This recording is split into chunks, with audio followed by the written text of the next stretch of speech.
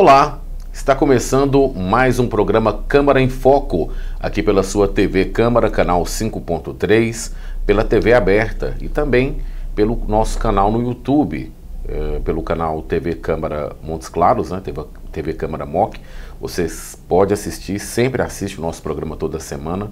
Lá estão todos os nossos programas, inclusive esse, para você assistir quantas vezes quiser. É um prazer ter a sua audiência aqui conosco. E hoje nós estamos recebendo o psicólogo Cláudio Medeiros Santos, o psicólogo que é graduado em Psicologia e Direito, em Saúde Coletiva, atuando em diversos setores da saúde da nossa cidade. E o assunto nosso hoje é o Setembro Amarelo. Especificamente, vamos falar sobre o suicídio. Cláudio, muito obrigado pela sua presença aqui no nosso Câmara em Foco. É uma satisfação estar no programa Câmara em Foco. Os nossos cumprimentos aos telespectadores, a todos que assistem esse importante veículo de informação. A gente é que agradece. Bom, 30 segundos. Esse é o tempo médio entre a tomada de decisão de alguém tirar a própria vida e o ato que leva à morte. É muito pouco tempo, né, para intervir e evitar que essa ação ocorra. Porém, antes disso, as ideias suicidas, elas já estão presentes. Reconhecê-las e saber agir para evitar que alguém se mate é de extrema importância para salvar vidas. Mas a gente sabe que não é tão simples assim, né, Cláudio? Exatamente. Há o que a gente pode chamar de uma construção psicológica desse evento. Se ele é um evento que, pelo impulso, nós temos frações de segundo para cometê-lo, o início do plano, do desejo, começa muito antes com uma dor psicológica, uma dor espiritual, uma dor subjetiva que vai ganhando força aos poucos a partir do contexto que a pessoa está vivendo. Agora, uma coisa importante é por que falar sobre o suicídio? O suicídio é um fenômeno que está presente na história humana desde os tempos antigos. Na história nós vamos encontrar registros muito distantes desta experiência, deste fenômeno humano. E em cada momento histórico ele tem um significado, uma razão.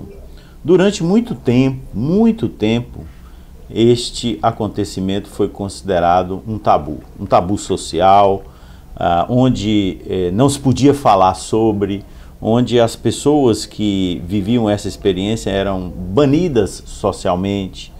Então, a sociedade, historicamente, buscou negar este fenômeno por diversas razões, como nós dissemos.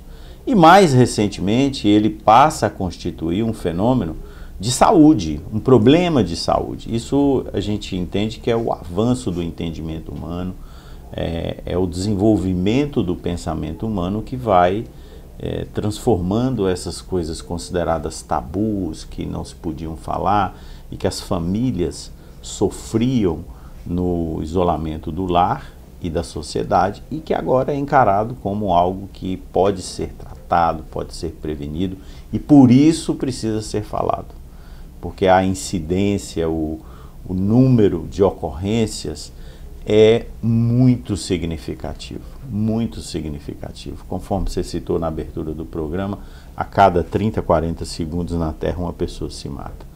Nós temos dados da OMS que vão ali em torno de 700, 750 mil mortes por suicídio por ano.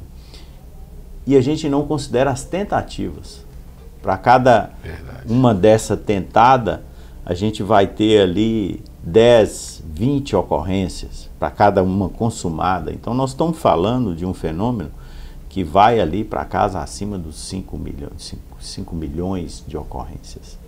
Então é um problema social, é um problema de saúde, é um problema grave que a sociedade precisa encarar. É verdade.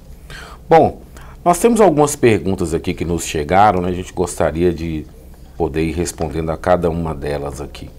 E a primeira delas que a gente quer fazer para o senhor, Cláudio, por que os homens morrem mais por suicídio do que as mulheres? É por causa da característica cultural dos homens, né? Os homens, primeiro, têm mais acesso a meios letais, são mais impetuosos e, ao mesmo tempo, eles são mais afetados por fatores que levam à crise suicida. Então, é um dado concreto, apesar de que as mulheres hoje também o grupo tem vivido um crescimento nisso aí, né? Mas os homens, eles, por conta da natureza masculina, têm acesso a esses meios mais letais, são mais agressivos, mais impetuosos, e aí eles alcançam mais letalidade no ato suicida. As pessoas LGBTI, elas têm um risco mais elevado de suicídio? Tem um risco mais elevado, grupos específicos, né, de minorias sofrem mais. E por que sofrem mais, né? Porque estão mais vulneráveis a questões sociais, ao preconceito, às restrições que a sociedade impõe a estes grupos. Então, por conta disso, eles sofrem mais e, por conta de sofrerem mais, estão mais vulneráveis à crise suicida. O senhor acha que o senhor entende que o suicídio ele pode ser hereditário? O suicídio tem fatores biológicos. Enquanto fenômeno humano, fenômeno de saúde, ele é um fenômeno complexo e multifacetado. Apesar de que muitos tratam essa ocorrência como algo simples, a causalidade, as raízes do suicídio é uma questão muito complexa. Então a gente pode considerar que existem fatores biológicos, sim, existem fatores sociais, como nós acabamos de citar, determinados grupos são mais vulneráveis, populacionais, existem fatores espirituais relacionados à crença, relacionados à fé, e existem fatores psicológicos. Essa combinação de elementos que torna o fenômeno muito complexo quando se busca a causalidade dele. Agora, Cláudio, por exemplo, a profissão, ela pode ser um fator de risco para o suicídio? Pode. A gente analisa sempre o suicídio ou a crise suicida como um efeito de determinados fenômenos, de determinadas ocorrências. Então, uma profissão que expõe o trabalhador a maiores pressões, que expõe o trabalhador a condições mais insalubres, de periculosidade, de tensão, acaba também contribuindo para que este trabalhador, este profissional, estando submetido a essas condições, acaba desenvolvendo fatores de saúde mental que levam à crise suicida. Porque por trás da crise suicida nós vamos encontrar inúmeros fatores. Ela por si só, ela não se manifesta, ela é consequência do contexto que a pessoa está vivendo. Então, você tem hoje um problema de base grave, que é o problema de depressão. Então, por exemplo, a condição profissional ou a condição social leva ao quadro depressivo. O quadro depressivo leva à crise suicida. Então, é uma cadeia de fenômenos que vão acontecendo e desembocam numa crise existencial, numa dor psicológica, e eu gostaria de reforçar muito isso, a dor psicológica. Porque a sociedade, hoje, ela desvalida essa dor, né? A pessoa que diz que está psicologicamente sofrendo, ela quase nunca é ouvida. Quando a gente tem uma dor abdominal, quando a gente tem uma dor de cabeça, quando a gente tem uma dor no coração, a gente vai imediatamente ao médico. Quando a gente tem uma dor psicológica, a gente não vai ao médico. Primeiro, a gente nega. Segundo, a gente tem vergonha de ter essa dor, porque alguém vai dizer assim, isso aí é falta de trabalho, aí você arranja um lote para você capinar, isso é falta de Deus, né? Você não tem uma vida muito boa, você não tem o direito de sentir isso.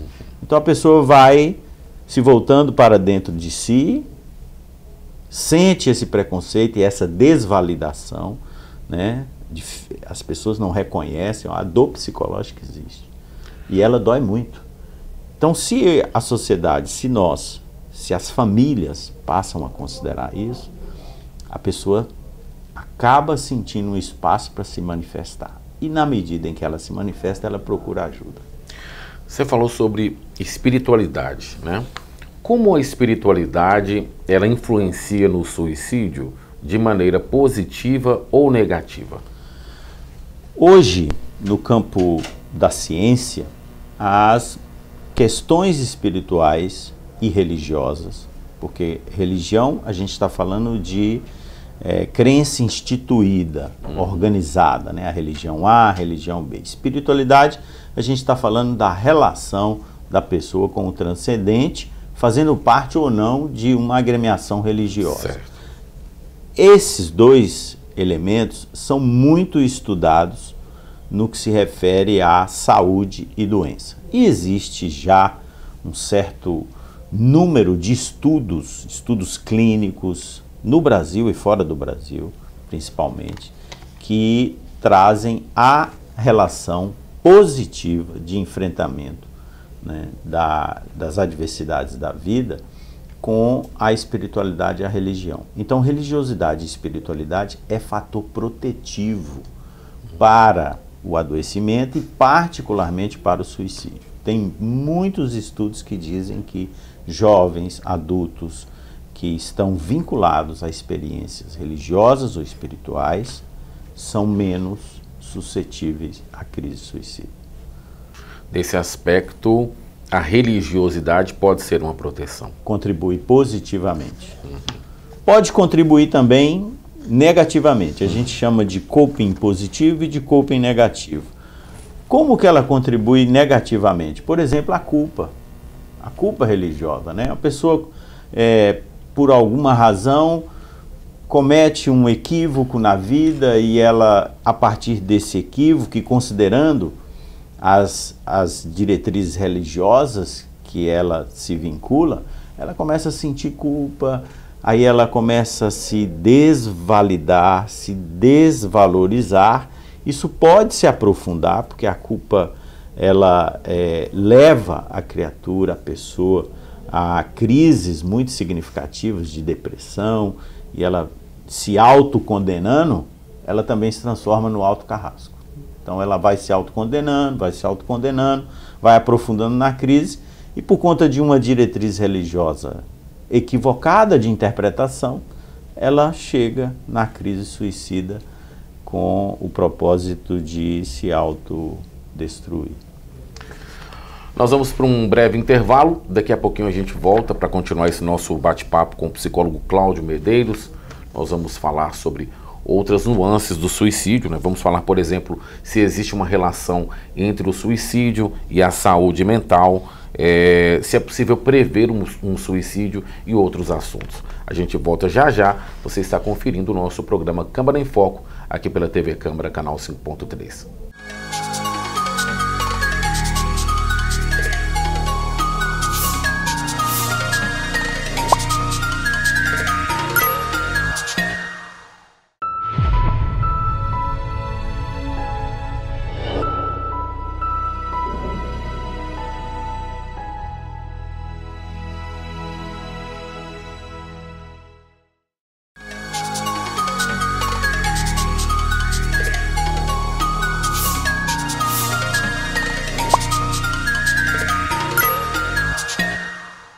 Estamos de volta, programa Câmara em Foco, aqui pela TV Câmara, canal 5.3.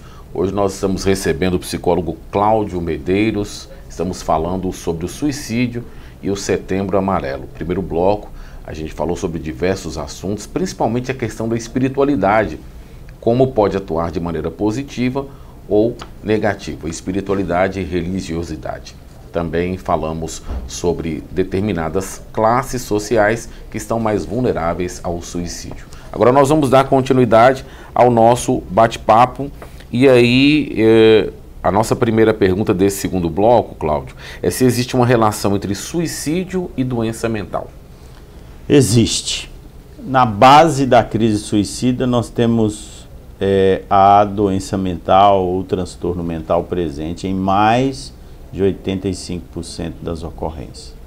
Então é difícil a gente ter a crise suicida isolada de uma questão relacionada à saúde mental. Então por isso que, mais uma vez, é importante destacar a necessidade de nós buscarmos, do mesmo jeito que a gente busca a saúde do corpo, a saúde biológica, a gente buscar a saúde psicológica, a saúde mental. Vivemos uma época muito desafiadora no que se refere aos transtornos mentais e, ao mesmo tempo, a gente também está socialmente mergulhado num contexto de muito preconceito em relação ao adoecimento mental. E isso é grave porque a gente tem preconceito, inclusive na saúde, nos profissionais da saúde. Olha só. A gente tem dificuldade nas instituições hospitalares para o acolhimento e o cuidado do paciente em crise de saúde mental. Então, é ainda um desafio, é um desafio social nas famílias.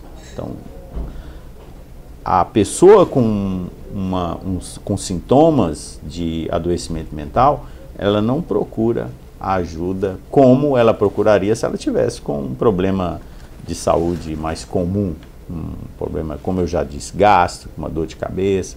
Ela não vai, porque ela tem receio de ir a um psiquiatra, o que vão falar de mim. Ela não gosta de terapia. Eu já ouvi várias vezes pessoas em crise, chegaram à crise dizendo, inclusive, eu não acredito nisso, eu não aceito nisso, eu não aceito isso, eu acho que isso é frescura, eu acho que isso é fragilidade, eu não aceito essa fragilidade, eu sou forte, mas está lá em pleno e franco surto psicológico. Além disso, a gente tem uma evolução muito grande da psicofarmacologia, que pode ajudar muitas pessoas a estabilizarem quadros e que sofrem igualmente o preconceito, a desinformação. Não, vou tomar esse remédio é isso, esse remédio é aquilo, mas ao mesmo tempo toma muito remédio para outras coisas e tem o preconceito e a desinformação sobre a possibilidade importante dos psicofármacos. Você falando sobre essa questão de remédio, o consumo de álcool, por exemplo, e outras substâncias pode aumentar o risco do suicídio? Aumenta o risco, está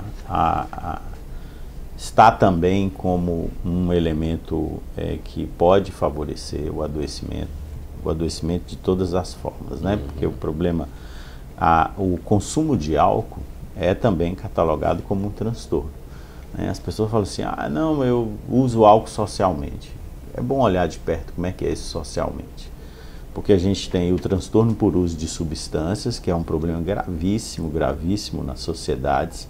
A gente tem sociedades que estão em franca crise, como por exemplo a sociedade americana, em relação ao uso de substâncias. Porque o álcool é a porta para a experiência, hoje, num cardápio de substâncias, de drogas, de todo tipo, que estão levando a sociedade a condições muito críticas que acabam influenciando as estatísticas sobre o suicídio. Por isso que é sempre uma questão muito complexa de se lidar, Que coisa, E em relação ao álcool, principalmente no nosso país, a gente tem essa cultura de que sextou. É verdade. Então é hora de verdade. Uma gelada, Só que uma gelada pode ser de fato uma gelada. É verdade. Totalmente fria. Cláudio, talvez você tenha conhecido essa situação que eu vou relatar aqui para você. Às vezes a gente fala assim, poxa, mas fulano de tal estava tão bom, e aí, como que ele faz isso? Como que acontece isso com ele? Qual é essa relação? Às vezes as pessoas parecem estar bem, melhores, e aí cometem um suicídio. Porque elas não estavam tão bem. O que ocorre é que, por conta do contexto que as pessoas vivem, elas não têm o espaço para poder se manifestar. Então, nós, na nossa relação conosco mesmo, trazemos, não raro, dificuldades de conversar sobre isso, né? Então, a gente acaba vivendo por um período considerável na aparência. A sociedade também hoje é marcada por uma falta de sensibilidade para olhar para o outro, para perceber sinais no outro, né? A gente não é muito raro, pelo contrário, hoje é muito comum você viver numa família, você entra na casa, está um silêncio, parece uma igreja de tão silenciosa, das igrejas mais antigas. Muito silenciosa, e aí está cada um num quarto, isolado. Não tem mais aquela convivência. Quando conversam pelo WhatsApp da família. É verdade. Aí não é possível, por exemplo, você perceber que aquele indivíduo, aquela pessoa daquela família naquele momento está vivendo uma dor psicológica, porque ela está fechada, ela está isolada, ela não tem espaço para se manifestar. Quando se manifesta, não tem a empatia, não tem a ressonância, e aí, de repente, aquela pessoa é encontrada morta no quarto. E aí a família se assusta. Ah, foi um gesto impulsivo e inesperado. Não foi. Foi construído ao longo do tempo e sempre a possibilidade de indicar sinais. É isso, né? Até a nossa próxima pergunta: é possível prever um suicídio? Possível, possível. Os dados da Organização Mundial de Saúde, nesse sentido, até chocam, porque os estudos apontam que 90% das ocorrências poderiam ser prevenidas, poderiam ser evitadas por diversos fatores, ou através de diversas ações, né? A primeira, muito importante, é o espaço para a pessoa se manifestar e pedir ajuda, né? Pouca gente tem essa informação, mas o Setembro Amarelo, ele nasce, inclusive hoje é dia 10 de setembro, é o Dia Mundial da Prevenção do Suicídio. O Setembro Amarelo, ele nasce de uma tragédia familiar americana. Um jovem muito talentoso, que trazia, todavia, algumas dificuldades psicológicas. Ele se chamava Mike, ali no, acho que em 1994, ele tinha muita dificuldade, trazia alguns transtornos psicológicos e a família não percebeu. A família não percebeu a convivência. Como ele era muito habilidoso e talentoso, gostava de carros, ele reformou um Mustang da década de 60, que ficou muito, muito bonito. Ele gostava de carros e esse Mustang era amarelo, né? Então, depois dele fazer esse projeto pessoal, ainda vivendo as crises psicológicas, um dia ele se matou. E a família foi tomada de muita surpresa, muito choque, porque eles não perceberam esses sinais, mas ele já havia dado esses sinais. E no velório dele, a família fez um cartão amarelo em homenagem ao Mustang e com uma fitinha. E nesse cartão tinha uma mensagem mais ou menos assim: peça ajuda, fale do seu problema, né? Se manifeste, porque a família foi surpreendida. Mas a família foi surpreendida justamente por causa dessa dificuldade. Então a gente começa a se manifestar, começa a dizer ali no meio de uma conversa que está cansado, estou muito cansado. Cansado de quê? A vida está muito chata. A pessoa coloca isso num bate-papo, às vezes. Num bate-papo numa mesa de bar, né? Ah, eu estou muito desanimado. Desanimado com o quê? Ela começa a dar sinais e aquilo vai se manifestando. Essa pessoa começa a se isolar socialmente, você não começa mais vê-la, né? Ela não se isola de uma vez, isso vai acontecendo, ela vai se afastando. Aquela pessoa que conversava ali, conversava aqui, não se conversa mais, ela é mais retraída. Isso vai se desenvolvendo até chegar na culminância do ato suicida. Cláudio, o que são os sobreviventes do suicídio e como ajudá-los? Os sobreviventes são de dois grupos. O primeiro, a própria pessoa que fez a tentativa e não logrou êxito. Essa pessoa precisa de muita ajuda. Infelizmente, nossos sistemas de saúde não estão preparados para isso ainda. A gente tem poucos grupos de ajuda, a gente tem ainda muita dificuldade para redes sociais apoiarem. A gente vive uma época de isolamento social e a pessoa que sobreviveu, ela tem um risco muito maior de repetir a tentativa e alcançar o êxito, né? O segundo grupo, que também é um grupo muito impactado, é o grupo familiar próximo de amigos que vão viver aquele luto, aquela experiência de luto, que pode levar a um luto patológico, de difícil reparação, né? A família, as pessoas amigas, elas são muito impactadas. É uma ferida que você mantém sob controle, mas é difícil ser superada. Então, hoje você tem trabalhos com os chamados grupos de enlutados pelo suicídio, que buscam minimizar os efeitos. Por exemplo, um jovem universitário, né, que comete o suicídio. Então você tem um impacto na família, mas você tem um impacto na classe, nos amigos, na escola.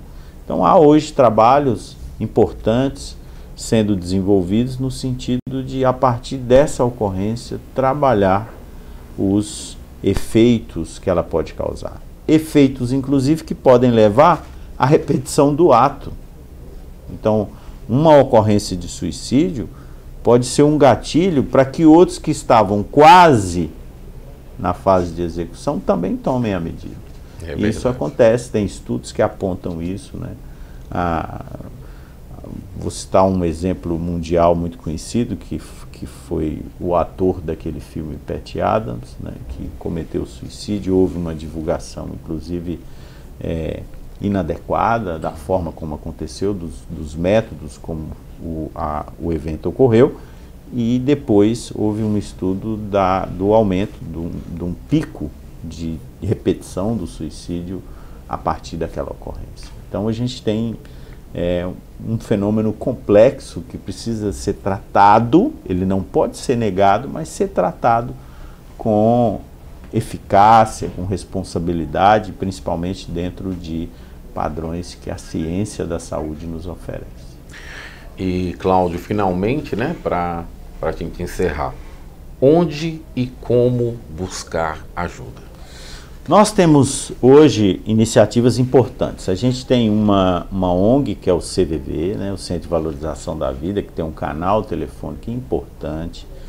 A gente tem as instituições de suporte espiritual. Se você está vinculado a uma religião, a um grupo, peça ajuda ao seu líder religioso, na família, fale, crie o espaço da conversa, do diálogo. Se há problemas na família, porque relacionamentos familiares também podem contribuir para a crise suicida, a crise existencial, conversa com um amigo, conversa com uma pessoa próxima a você, trate do tema, né, sem medo, porque no final das contas é um entendimento universal de que, em boa parte dos casos, o que a gente quer matar é a dor que nos aflige e não necessariamente a própria vida, né? Há alguns entendimentos no sentido de que, ao se matar, estamos num viés de aplicação de uma morte que é literal. É literal porque eu me mato, né? Mas, no fundo, poderia ser uma morte simbólica. O que eu estou chamando de uma morte simbólica? Eu estou chamando de uma morte psicológica, de uma dor que pode ser superada e que amanhã eu posso estar bem. Porque não significa que uma pessoa que teve um episódio de tentativa de suicídio ou que pensou em se matar, ela vai pensar em se matar e morrer o resto da vida. A partir do momento que o problema se resolve, que ela consegue essa superação, ela toca a vida bem e tem a oportunidade de ser feliz dentro da relatividade do mundo no que se refere à felicidade, né? Então, buscar ajuda nesses suportes sociais e, por fim, nas redes de atenção à saúde. A gente tem os CAPs, em Montes Claros, né? Os centros de atenção psicossocial.